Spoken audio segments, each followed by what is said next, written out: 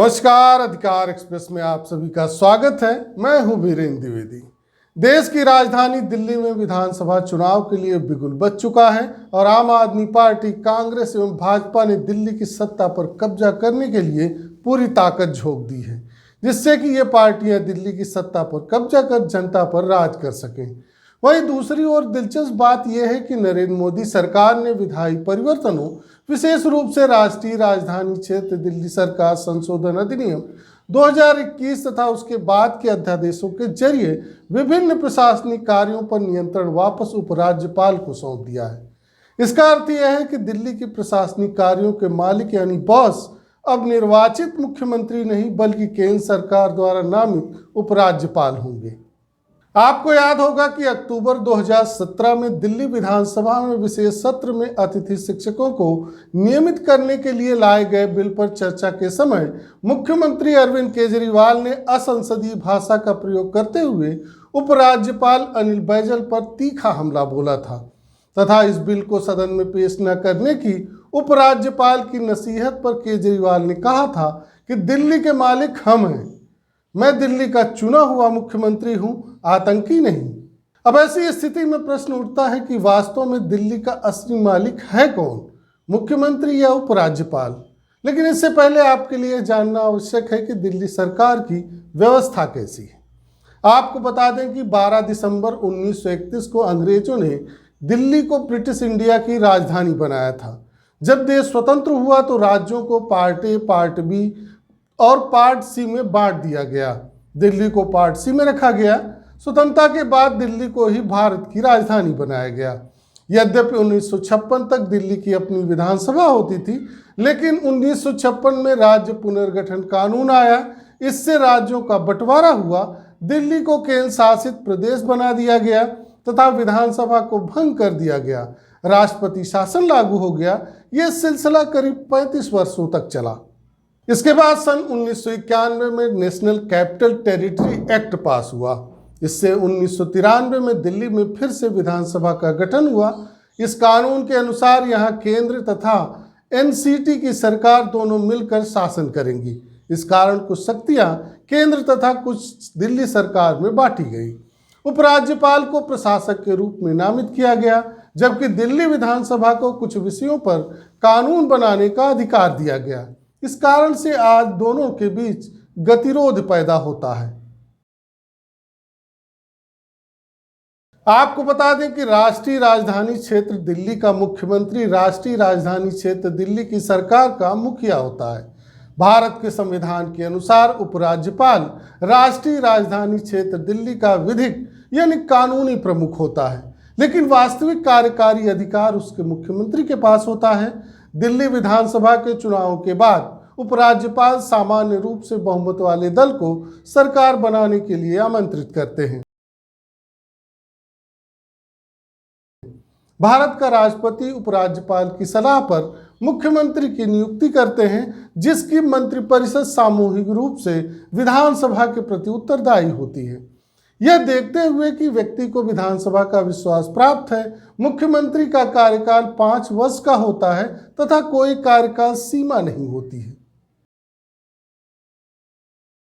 जबकि दिल्ली के उपराज्यपाल को भारत के राष्ट्रपति द्वारा राष्ट्रपति के एजेंट तथा राज्यपाल की तरह राज्य के प्रमुख के रूप में केंद्र सरकार की सलाह पर नियुक्त किया जाता है। इस राज्य सरकार को राष्ट्रीय राजधानी क्षेत्र दिल्ली की सरकार या दिल्ली की राष्ट्रीय राजधानी क्षेत्र सरकार या केवल दिल्ली सरकार कहा जाता है। इसमें दिल्ली के उपराज्यपाल के नेतृत्व में एक कार्यपालिका, एक न्यायपालिका एवं एक विधायिका शामिल है।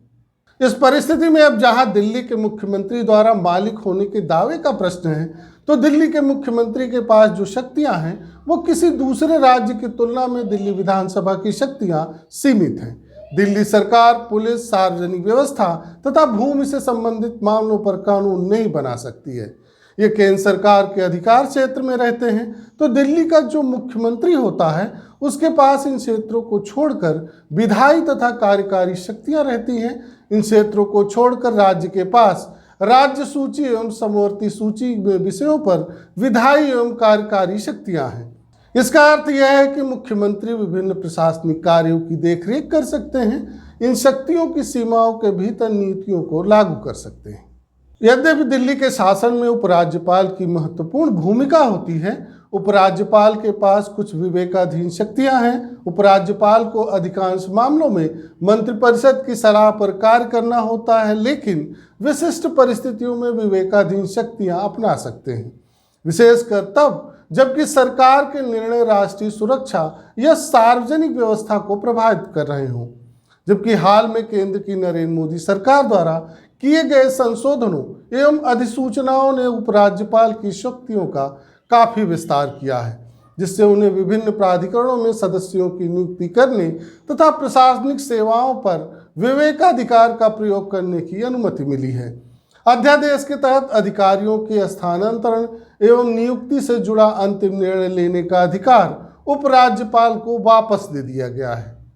हाल ही के विधायिकी परिवर्तनों, विशेष रूप से राष्ट्रीय राजधानी क्षेत्र दिल्ली सरकार संशोधन अधिनियम 2021 तथा उसके बाद के अध्यादेशों ने विभिन्न प्रशासनिक कार्यों पर नियंत्रण वापस उपराज्यपाल को सौंप दिया है, जिसे केंद्र सरकार द्वारा नियुक्त किया जाता है। उपराज्यपाल कुछ मामलों में स्वतंत्र रूप से कार्य कर सकते हैं, विशेष रूप से सार्वजनिक व्यवस्था, पुलिस एवं भूमि से जुड़े मामले जो केंद्रीय नियंत्रण में हैं। वहीं दूसरी ओर मुख्यमंत्री दिल्ली सरकार का वास्तविक कार्यकारी मुखिया होता है, जो दिन प्रतिदिन के शासन के लिए उत्तरदायी होता है। मुख्यमंत्री मंत्रिपरिषद का नेतृत्व करता है तथा दिल्ली विधानसभा के प्रति उत्तरदायी होता है। मुख्यमंत्री के पास विधायी अधिकार होते हैं। मुख्यमंत्री शिक्षा, स्वास्थ्य, परिवहन एवं बुनियादी ढांचे जैसे विभिन्न क्षेत्रों में नीतियां बनाने के लिए उत्तरदायी होता है। महत्वपूर्ण राज्य मामलों पर चर्चा एवं निर्णय लेने के लिए कैबिनेट मीटिंग बुलाने में सक्षम होता है। शासन, बजट आवंटन एवं प्रशासनिक सुधारों के बारे में निर्णय लेने के लिए मंत्रियों के साथ सहयोग करता है। संबंधित विभाग सचिवों के साथ परामर्श करके अपने अधिकार क्षेत्र के भीतर विशिष्ट मामलों को संभालने के लिए अस्थायी आदेश जारी करता है तथा वह अपने अपने विभागों में सार्वजनिक अधिकारियों द्वारा की गई कार्रवाइयों के लिए दिल्ली विधानसभा के प्रति उत्तरदायी होता है। वहीं हाल के विधायी परिवर्तनों, विशेष रूप से राष्ट्रीय राजधानी क्षेत्र दिल्ली सरकार संशोधन अधिनियम 2023 ने विभिन्न प्रशासनिक कार्यों पर नियंत्रण वापस उपराज्यपाल को सौंप दिया है, जिन्हें केंद्र सरकार द्वारा नियुक्त किया जाता है। यह केंद्रीकरण निर्वाचित दिल्ली सरकार के अधिकार को कमजोर करता है तथा नीतियों को प्रभावी ढंग से लागू करने की दिल्ली सरकार एवं इसके मुख्यमंत्री की क्षमता को बाधित करता है। उपराज्यपाल की बढ़ी हुई शक्तियां उन पहलों को क्रियान्वित करने में देरी तथा संघर्ष का कारण बन सकती हैं, जिनके लिए त्वरित कार्रवाई की आवश्यकता होती है। दिल्ली सरकार के निर्णय उपराज्यपाल के द्वारा रोके जा सकते हैं या वीटो किए जा सकते हैं। अब आप समझ गए होंगे कि दिल्ली सरकार की वास्तविक स्थिति क्या है। यहाँ दावा कोई कुछ भी करे, लेकिन उत्तर प्रदेश या अन्य राज्यों की तरह दिल्ली सरकार का कोई मालिक नहीं है, बल्कि यहाँ एक प्रकार से आधी सरकार है। सन 1993 की विधि यानी कानून के अनुसार दिल्ली में केंद्र तथा एनसीटी की सरकार दोनों मिलकर शासन कर रहे हैं। इस कारण कुछ शक्तियां केंद्र तथा कुछ दिल्ली सरकार में बांटी गई हैं। उपराज्यपाल को प्रशासक के रूप में नामित किया गया है, जबकि दिल्ली विधानसभा को कुछ विषयों पर कानून बनाने का अधिकार दिया गया है। इस कारण से ही आज मुख्यमंत्री तथा उपराज्यपाल के बीच लगातार गतिरोध बना हुआ है। दिल्ली सरकार की शिकायत है कि यहाँ की पुलिस पर उसका नियंत्रण नहीं है। जब भी कोई अपराध होता है तो इसके लिए लोग दिल्ली सरकार पर आरोप लगाते हैं। इसके अलावा दिल्ली का यह भी आरोप रहता है कि उपराज्यपाल के जरिए केंद्र सरकार उसके कामकाज में बाधा डालती है। वहीं केंद्र सरकार का कहना है कि दिल्ली देश की राजधानी है, इसलिए इसे राज्य के भरोसे नहीं छोड़ा जा सकता है। दिल्ली में प्रधानमंत्री, राष्ट्रपति निवास के अलावा सांसद एवं दूतावास हैं, जिनकी सुरक्षा का उत्तरदायित्व केंद्र सरकार का है। इस प्रकार से जब से केंद्र में नरेंद्र मोदी की सरकार एवं दिल्ली में अरविंद केजरीवाल की सरकार बनी है, तब से दिल्ली में केंद्र एवं राज्य सरकार के बीच शक्तियों के बंटवारे को लेकर लगातार टकराव बना रहता है। ये टकराव सड़क से लेकर संसद एवं न्यायालय तक हो चुका है, जिसका दुष्परिणाम राजधानी दिल्ली की जनता को भुगतना पड़ रहा है। अब यदि आपके मन में इस विषय से जुड़ा कोई प्रश्न या सुझाव हो तो आप नीचे दिए गए कमेंट बॉक्स में हमें लिख सकते हैं। साथ ही आपसे निवेदन है कि आप इसे व्हाट्सएप, फेसबुक, इंस्टाग्राम या अन्य सोशल मीडिया पर शेयर अवश्य करें। आज बस इतना ही। धन्यवाद।